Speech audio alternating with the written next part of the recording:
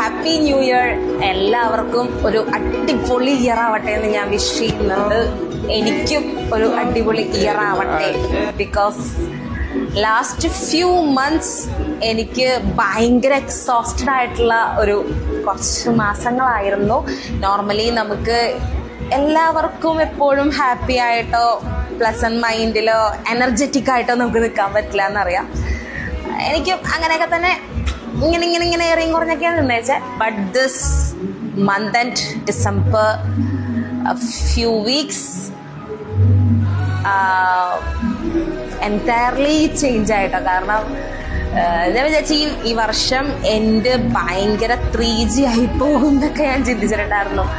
എനിക്കൊട്ടും ഒന്നിനോടും എനിക്കൊരു താല്പര്യം ഉണ്ടായിരുന്നില്ല. പക്ഷെ last few weeks all set.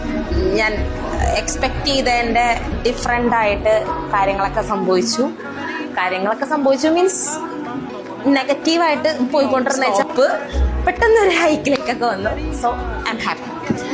And ഈ 2026 ബിഗിനിങ് ഇന്ന് 1st Jan അടിപൊളിയാവട്ടെ എല്ലാവർക്കും എന്ന് ആത്മാർത്ഥമായി വിഷ് ചെയ്തുകൊണ്ട് നമ്മളുടെ പുതിയ career plans, dedication, hard working എല്ലാം പാക്ക് ചെയ്ത് കൊണ്ടുവരാ.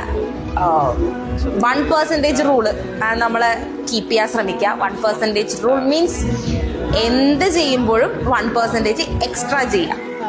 എന്ത് ചെയ്യുമ്പോഴും അത് സ്റ്റഡീസിലാവട്ടെ, ഏർണിങ്സിലാവട്ടെ, ജോബിലാവട്ടെ, കരിയറിലാവട്ടെ, ഫാമിലിയിലാവട്ടെ, ഹാപ്പിനെസ്സിലാവട്ടെ, എന്തിനാണെങ്കിലും 1% എക്സ്ട്രാ.